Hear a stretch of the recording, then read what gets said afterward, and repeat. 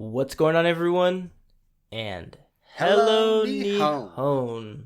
This is the podcast where I, myself, Christian, And Clayton.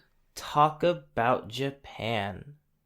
So, growing up in a place like America, we're kind of exposed to people from so many different countries. And I feel like that's kind of like what makes America America.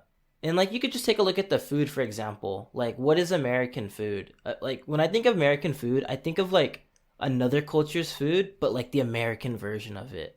Like pizza or pasta or hamburgers or Chinese food or Japanese food. We have California rolls. Yeah, what do you think about that? I think that kind of thinking is what makes America beautiful.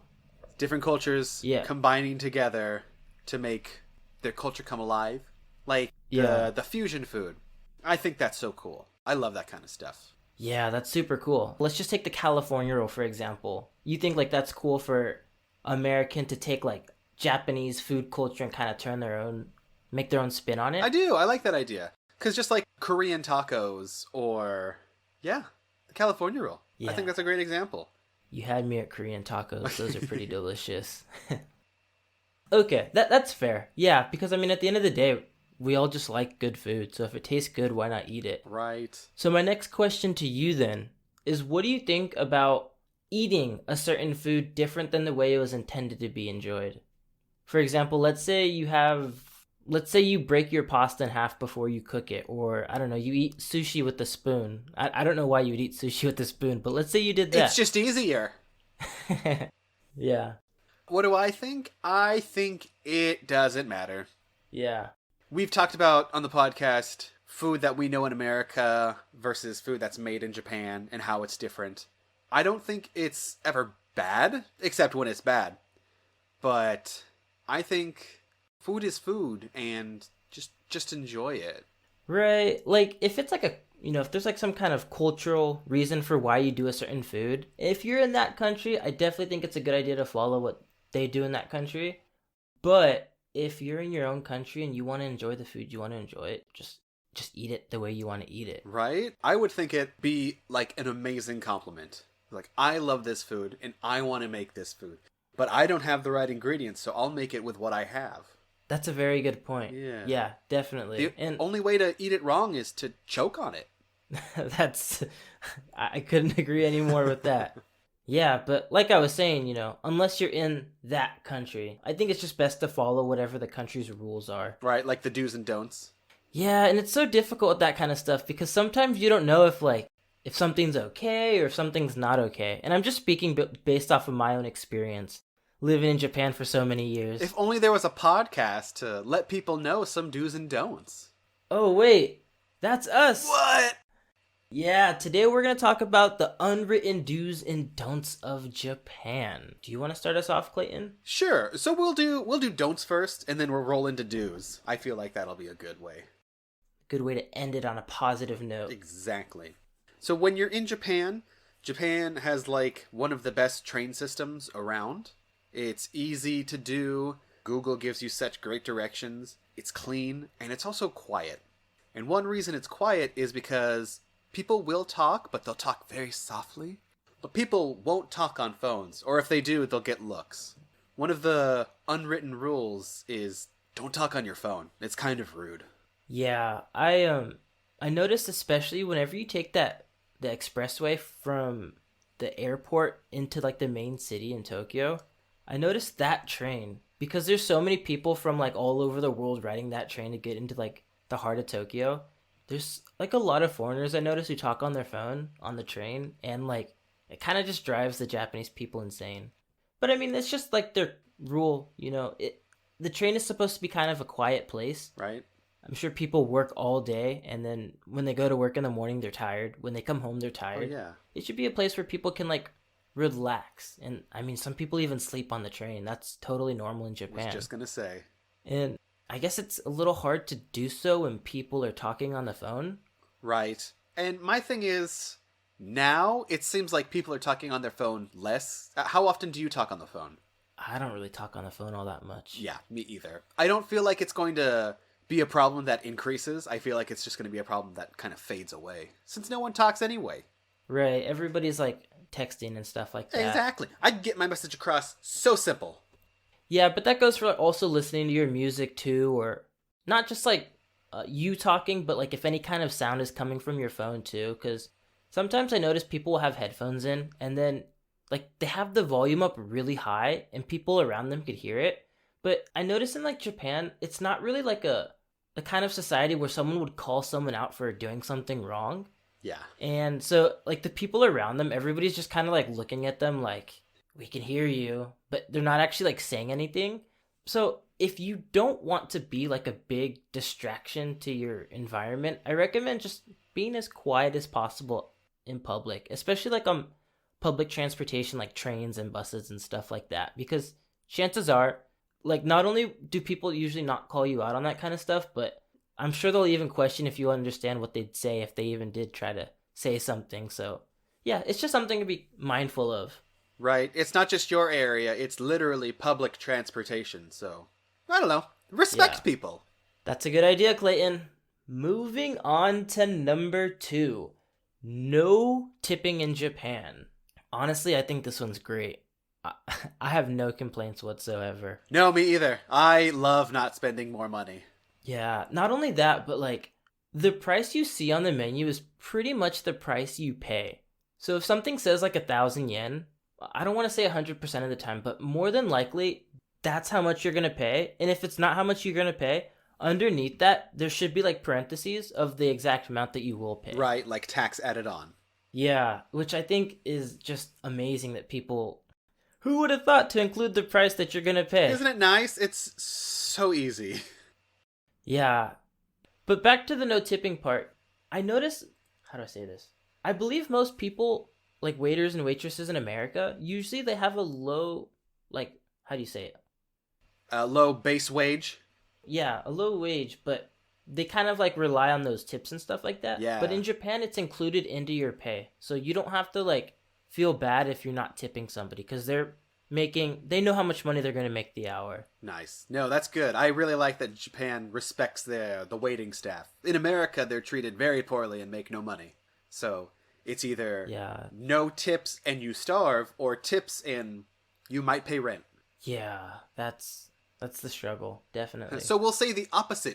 If you go to America, my God, tip. Yeah, definitely tip in America. In Japan, I've actually heard stories of like people who are not Japanese thinking you're supposed to tip, and they'll leave money on the table, and then the waiter or waitress will run outside saying like, "Hey, you forgot your money." Like they'll either do that, they'll give you your money back, or they'll kind of take it a bit offensively. Right? Like you're basically saying like, "Oh, this place isn't good. Take this money and make the place better," or something like that. Oh, I've heard people also interpret it that way. I don't know which one is more accurate, but at the end of the day, you probably should just not tip in Japan. right. Save your money. Go to another restaurant. Order another dish. But I have been to actually like American restaurants in Japan that will ask you like, "Hey, do you want a tip?" What a funny joke. Yeah.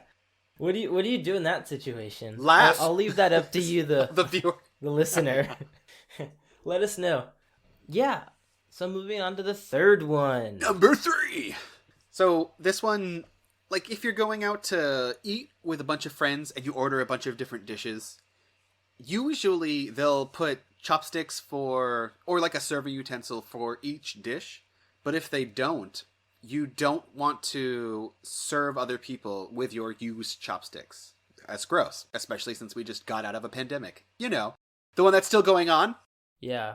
I also heard that's what they do at like funerals in Japan is they pass the bones with chopsticks. Oh, Yeah, so there's like a lot of like taboo or just don't do eating like culture eating habits in Japan and like sticking your chopsticks straight into your rice and like passing food with chopsticks. It kind of reminds people of funerals, so it's best to just not do that in Japan. yeah. So in like situations like this, you'll either just want to serve yourself, or you can flip your chopsticks around and you can use that to grab the food and then place it on their plate or like a serving plate. Yeah, I'm trying to think of an example right now of when somebody would ask you like, "Hey, can you give me that with your chopsticks?" Right. Maybe if it's like super far or something, but Maybe, but you could also just pass them the plate. Yeah, I think it's best to just pass the plate. Let them grab their own food. They probably know how much food they want, Right. and No, eat. You need more. eat, eat, eat. But Right. honestly, all of the places should give you either serving chopsticks or a serving utensil. Yeah, and I don't think it's all that common in the States, especially because when you order something at a restaurant, you usually get like your own plate of food. Yeah. But in Japan, there's like multiple plates for people to share. Family Maybe style. there's like a, yeah, exactly. Maybe there's like a fish and like a salad and stuff like that. Of course, everybody has their own rice bowl, but like let's say you want some fish and the fish is really far. Just ask somebody to pass it to you rather than, Right. hey, can you hand me that with the chopsticks? Yeah. Or if you're at like a yakiniku place, you won't use your chopsticks. Someone will give you the food with little tongs. Yeah, so that's that. Keep your chopsticks to yourself. Yeah. Honestly, I think it's just best to keep your chopsticks to yourself. Right. Yeah. So the next one on this list, number 4. No walking on tatami or inside with your shoes. Yeah, this is like a big, like, don't do in Japan. A big don't do. It is a big don't do. Actually, the first day I came to Japan, I went to a Japanese style restaurant in Japan. Shocker. No. But it was like a super traditional style Japanese restaurant. And they had like tatami instead of like the ground. I'm sorry. Oh, it's fine. Yeah, they had tatami instead of the ground. Oh Oh man. no, we got it. Here we go. Yeah, they had tatami instead of the ground, and I thought it was a restaurant, so like why not just walk on with my shoes? And when I take a step onto the tatami, which is like the straw floor, like the lady in the restaurant was just like, "Oh no!" Like she looked like she kind of like spazzed out, like, "Take off your shoes, please." And I felt so bad because I looked around and everybody had their, just their socks on. So yeah, if you're ever in a Japanese restaurant or anywhere and you see tatami, don't wear your shoes. And if you walk inside a Japanese house, don't wear your shoes. Of course, like shopping malls and stuff like that, Don't wear your please wear your shoes. shoes. Oh wait, what? Don't. No. Just take it off, but when the door opens, just put it to the side. Yeah, that's the way to do it. No. What about your house back in the States? Did you always wear shoes or no shoes? Uh, we would take them off. It was like half and half. Yeah, it's not really as enforced in America. I feel like I want to say it's like more comfortable for people in America to wear their shoes inside. Of course, not everybody. Every family's totally different. I'm just speaking based off like my experience. Yeah. What about you and your family? Yeah, most people honestly just have their shoes on. Because it's so much easier to go in and out of the house. I would not wear shoes inside. I like walking around barefoot. Me too. Right. That's what I do now. It's like one of those things where I feel like it kind of just grew on me living in Japan for so long. Yeah. It's just easy. Yeah, and I almost want to say like shoes in Japan that you would buy at like a store. I feel like they usually like come on and off. Like they're easy to slip on and off versus like shoes in America. Yeah. I've seen like I haven't really seen people wear like too many boots in America or in Japan that you have to like I don't know tie really tight, work boots and stuff like that. I mean, here I feel in like snowy Hokkaido. Oh yeah, I forgot you are in the snow, huh? Yeah. But now people still seem to get in and out easy. What I do see is like the sneakers, the back part where the heel hooks in, that's usually flat from them just slipping it in and just walking. Uh, yeah, that's another thing people do here too. Yeah, so don't wear your shoes, people. Moving Anywhere. on, number 5? number Yeah. 5. My last don't revolves around food. A lot of people work hard to hunt and fish and grow the food, and then they work hard to cook it. In Japan, it's seen as kind of, I don't know, I'll say bad manners or an insult to the chef to not finish all of your food on the plate.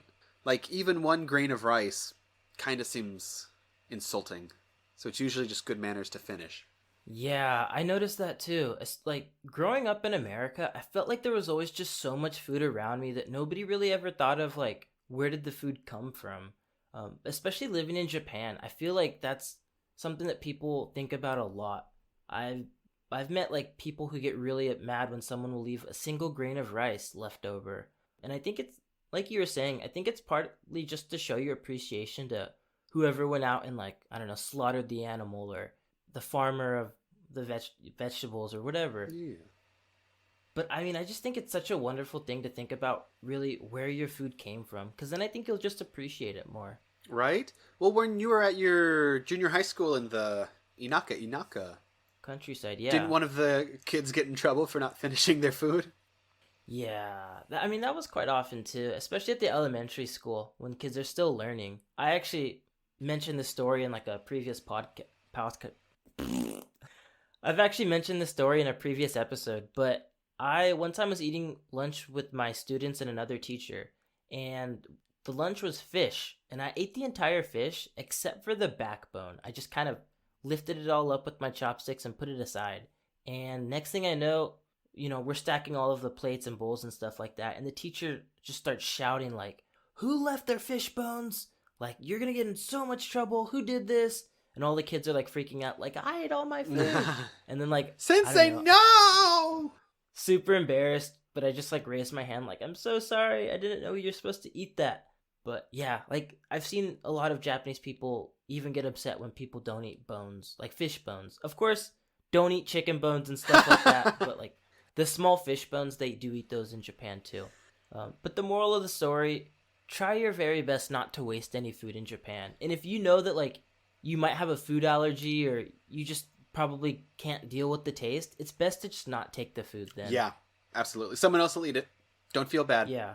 The one thing that I always thought for like the longest time, which I can totally understand vegan and vegetarians, but if you have meat, please finish the meat. Something died to make that. Yeah, definitely. Yeah. And I also noticed too in like supermarkets in Japan, they sell more parts of the animal. They do. I feel like in America, when you go to the store, let's say you want chicken, they'll have like, I don't know, chicken breast, chicken thighs, and stuff like that. But in Japan, I noticed they have a lot more of like the organs and stuff like that. Heart, the Hormone. liver, all that kind of stuff. Yeah. It's called hormone, right? Hormone? Yeah, hormone. Yeah. I think that's super cool. Yeah. Yeah, it just shows that they really don't like to waste food. Right? I am one of those people who won't take the food because I don't really eat organs, but Oh, see, I just had liver today. see, there you go. I can feel the iron in my body. Yeah. Are you gonna turn to Iron Man? Yeah. Liver Man? Liverman. Oh, God. Oh, that is a terrible name. Just scratch that. Moving on to number 6. Don't say thank you. Say excuse me. And now, I know a lot of people are probably confused. Why don't you say thank you? What if someone helps you? And I think it's just kind of interpreted a little bit differently in Japan. Usually, in America, if someone helps you, you would want to say thank you. Thank you for helping me. In Japan, it's more of like, excuse me, I'm so sorry that I bothered you. I took your time and stuff like that. So in America, you want to show your appreciation, and in Japan, you almost want to like apologize for taking someone's busy time. It just sounds like such a nice way to think about people, but kind of also a belittling way to think of yourself. Yeah, I know. And see, that's where you could say it like, arigato means thank you, sumimasen means excuse me. And because that's what they do mean. But I just feel like the words are used a little bit differently in Japanese culture. Of course, it's not rude if someone helps you and you say thank you. They're not going to think like, oh, that jerk, he said thank you. But I think it just kind of comes off a little bit more naturally to say excuse me instead of thank you. But it's totally normal for Japanese people to say like, sumimasen, arigatou gozaimasu. Like, oh, excuse me, thank you. You know what? That actually makes a lot of sense. So the generation above us, they might do like, oh, thank you, you're welcome. And with us, I don't know about you, but whenever anyone says thank you, I'm like, oh yeah, or no problem. Do you say Right. you're welcome? I rarely say you're welcome. Right. Does it ever come off rude or sarcastic when you say you're welcome? Because that's how it feels when I say it. And not just because of my tone. I just think in the English language, there's so many better expressions to use than you're welcome.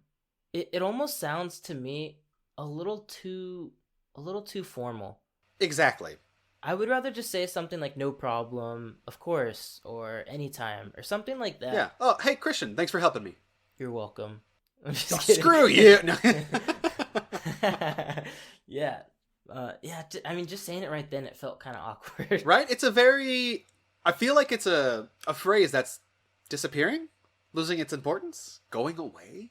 Yeah, I don't know. When someone says thank you and then you say you're welcome, yeah, I definitely feel that like one person's higher than the other.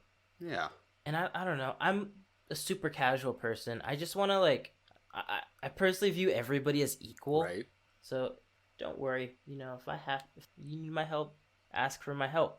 Yeah. And Clayton, I'm going to need your help right now ending this episode cuz next time we're going to do the do's in Japan. I feel like I can do that. Oh, me. Anyway, thank you guys for listening. If you want, you can follow us on Hello Nihon Pod at Twitter and Instagram. Oh my gosh, I got us on iTunes. Oh, I'm so excited. Woo! Anyway, if you want, you can follow us wherever you listen to podcasts. Feel free to give us a rating. We'd love 5 stars. That'd be super We dope. love that. But until next time, Bye. bye.